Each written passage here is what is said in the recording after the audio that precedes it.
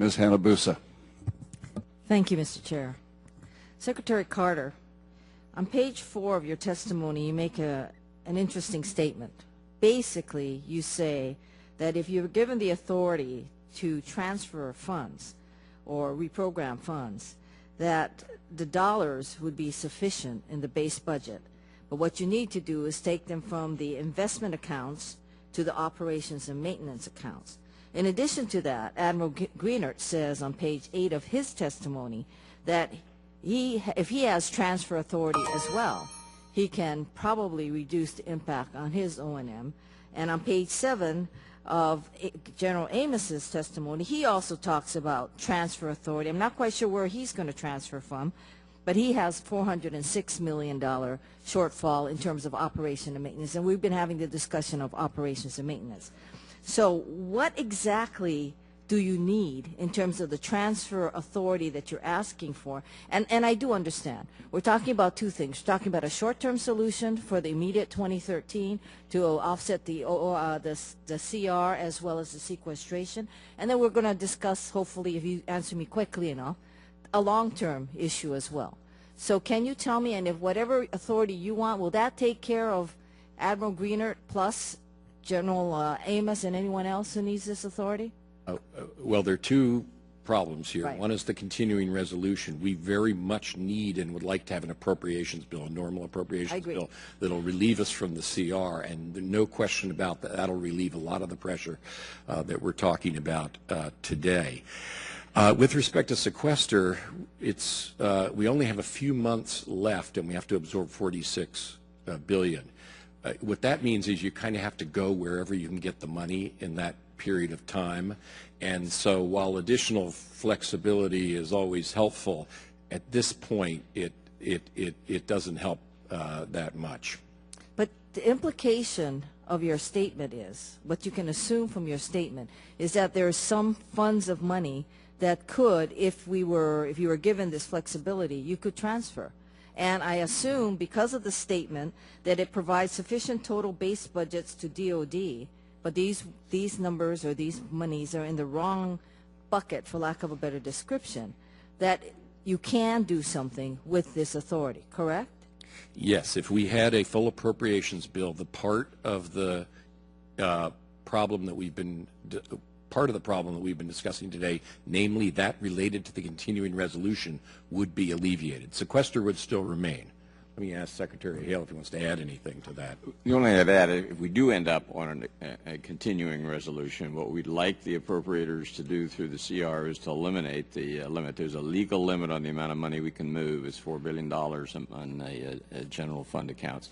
To eliminate that for 1 year, or if not, set it at a very high level so we have the opportunity to move this money. Okay, the other question, and by the way, all the gentlemen to your left signed it basically in that letter of January 14th to the chair. The other question is sort of following up on what Ranking Member Smith was talking about. That's the $487 billion. And thank you for clarifying. I always wondered what happened to Secretary Gates when $100 or $200 billion, part of it being reinvested, and you seem to say that that's also in the account. So I think we're talking about whether you're taking it from future spending or not. You're talking about maybe $687 billion that you believe that the DOD has agreed to. Now my question is, where and how is that money accounted for? I mean, we're saying you're going to do, am I to assume that the assumption is you're doing $487 billion in this period of time, taking your 50% of the $1.2 trillion, plus taking the budget caps, which is also part of the Budget Control Act, and Secretary Gates' $200 billion on top of that? Or are you fudging, I'm not saying it in a negative way, are you fudging the 487 and the 200 billion in that process? And if you don't have enough time, no. I will ask the chair to get it in writing anyway. No, and we will provide in writing a detailed racking of it. But no, it's not double counting. Under Secretary Gates, we made major adjustments in our budget plans, and then again with the 487, those are distinct and both very major. And I just want to repeat something that I think General Dempsey and General Odierno said already, which is we're just on the we are just beginning to make that big move, represented by the 487 and the Gates cuts before that. The huge strategic adjustment from the era of Iraq and Afghanistan to the era that's going to define our security future. So we have laid in those plans, but we have to actually carry them out. They're challenging managerially, they're challenging budgetarily, they're challenging for everybody at this table actually to carry out. And we're just embarking on them.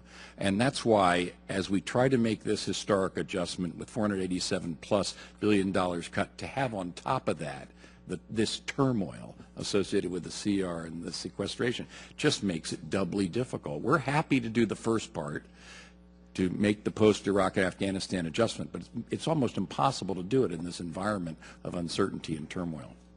Do you want to change that statement that you're happy to do the first part? Yes, I do. I'm not happy to do it. You can survive the first part. Yes, and we're committed to making that work, but it's awfully damn hard when you're facing all these